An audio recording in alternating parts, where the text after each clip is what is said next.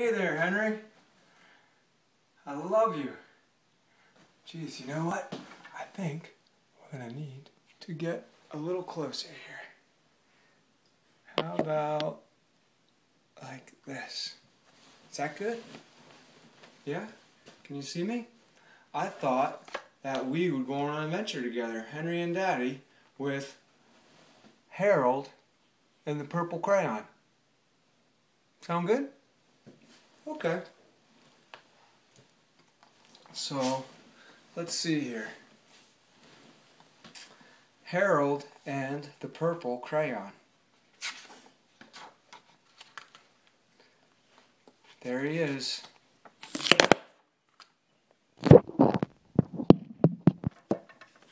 Stuff's slippery, I guess. Or maybe it's just all the excitement. Oh boy, Harold and the Purple Crayon. One evening, after thinking it over for some time, Harold decided to go for a walk in the moonlight. Oh, we like to do that too, don't we? We like to go for a night hike with our headlamps. There wasn't any moon, and Harold needed a moon for a walk in the moonlight. And he needed something to walk on. He made a long, straight path so he wouldn't get lost. Well, we like art, don't we, Henry? We love to draw. And he set off on his walk, taking his big purple crayon with him.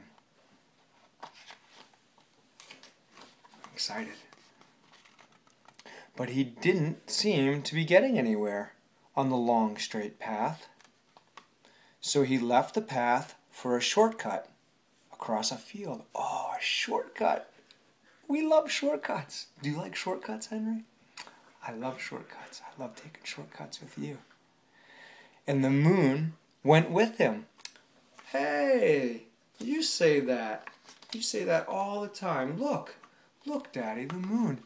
It's coming with us. The shortcut led right to where Harold thought a forest ought to be. He didn't want to get lost in the woods, so he made a very small forest with just one tree in it. Harold's a thinker, just like you, Henry. My boy's wicked smart. It turned out to be an apple tree. The apple would be very tasty, Harold thought, when they got red.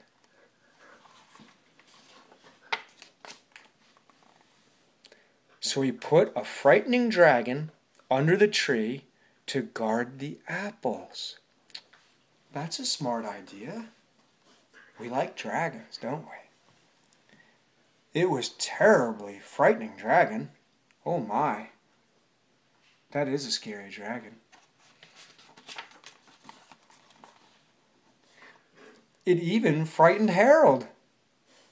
He backed away. His hand holding the purple crayon actually shook. What does that look like, Henry? Suddenly, he realized what was happening. But by then, Harold was over his head in an ocean. Oh my! It's a good thing you know how to swim now, Henry. How do we swim? We always swim together. And we put a life jacket on. Unless we're in swimming lessons. Or we can touch. But we always swim together. And look at poor Harold. He's in over his head. He came up thinking fast. And in no time, he was climbing aboard a trim little boat. Smarty pants. Geez, Henry can do that on our surfboard. Do you remember pulling yourself up on the surfboard, Henry? You can do that all by yourself. That's fun, huh? Because then Then what can you do? You can paddle 1, 2, 1, 2, 1, 2, and pop up. Surfing. Yeah, that's cool. He quickly set sail, and the moon sailed along with him. The moon's following Harold, just like the moon follows you, Henry. After he had sailed long enough, Harold made land without much trouble. He stepped ashore onto the beach, wondering where he was. Where is Harold? Oh, look, he even put an anchor up on the beach, just like we do at the spit. Do you like the spit, Henry? I like the spit. I like the spit with you. You make everything better, Henry. The sandy beach reminded Harold of picnics. Oh, we do that too. And the thought of picnics made him hungry. If I think about a picnic, I get pretty hungry too.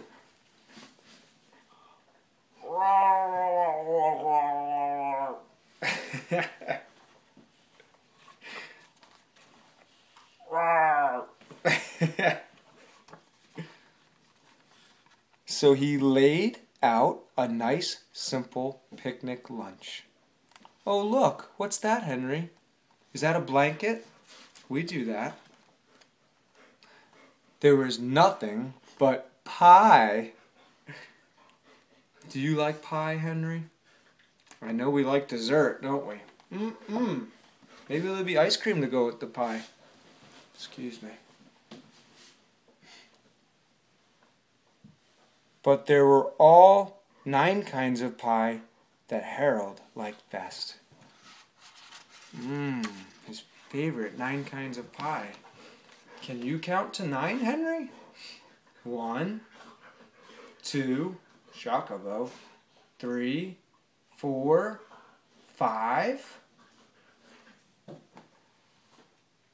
6, 7, Shaka, 8, 9. Just 1 left over, right? That's 10. And minus 1 is 9. You can take any one you want away. That's how a lot of people do it right there. 9. 9 kinds of pie. Could you think of 9 different kinds of pie? I can think of 1. Chocolate. Peanut butter. Chocolate and peanut butter. We had that one. Can you think of 6 more? You think about it and let me know. Because if you think of something that you like, maybe we can make it together. I bet your mommy knows how to make a great pie crust. When Harold finished his picnic, there was quite a lot left. Oh my gosh, he had a slice of every kind of pie. Can you see that? That's funny. He hated to see so much delicious pie go to waste. What's he gonna do next, Henry? So Harold left a very hungry moose and a deserving porcupine to finish it up. Henry's so... Freudian slip. Harold's so thoughtful, just like you, Henry. And off he went, looking for a hill to climb to see where he was. Harold knew that the higher up he went, the farther he could see. So he decided to make the hill into a mountain. Ooh, mountain climbing. We have a flag about that, right? We're like the rescue team, aren't we? But I guess we do everything. We do mountains and whales. Boy, what else? What other kind of rescuing do we do, Henry? Probably all kinds, right?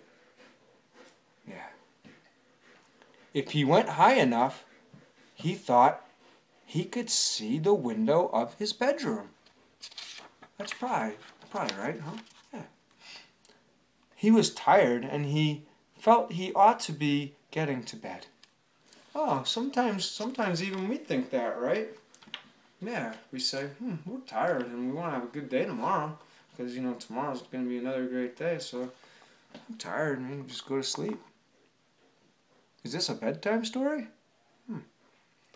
But as he looked down over the other side, he slipped. Oh my, now Harold's going to need to be rescued, Henry. And there wasn't any other side of the mountain. He was falling in thin air.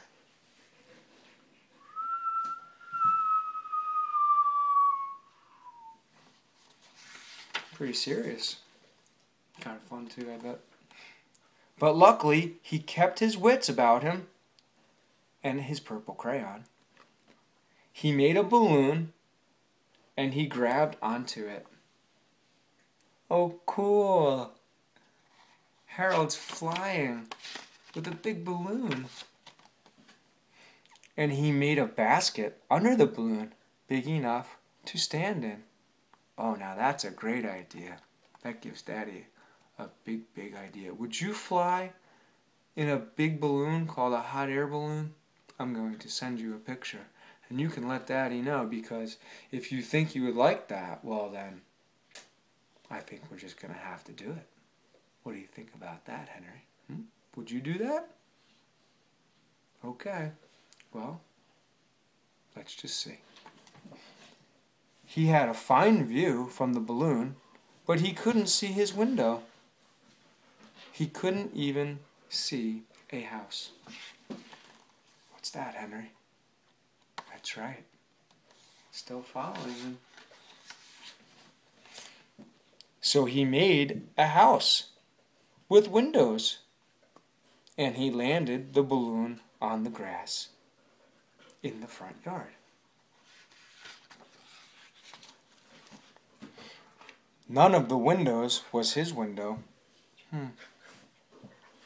He tried to think where his window ought to be.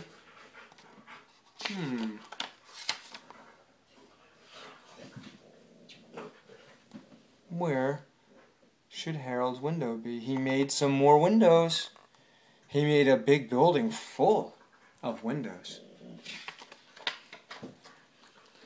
He made lots of buildings full of windows. He made a whole city full of windows. Wow, that's a lot of work. He's a very committed artist, like you. But none of the windows was his window. He couldn't think where it might be.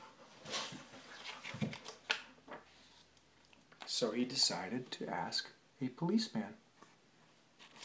The policeman pointed the way Harold was going anyway, already. But Harold thanked him anyhow. Because that's what we do, right? People are important, and we make them feel important and special, and we're nice to them. And he walked along with the moon, wishing he was in his room and in bed. This is a very long adventure. I can understand how Harold might like a break. He should draw himself a cup of water. Cheers.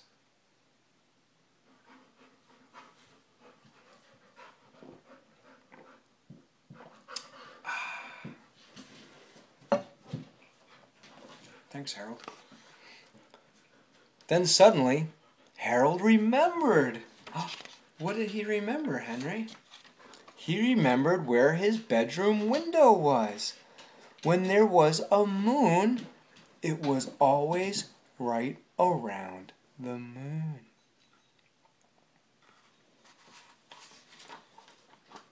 Oh. And then Harold made his bed. He got in and he drew up the covers.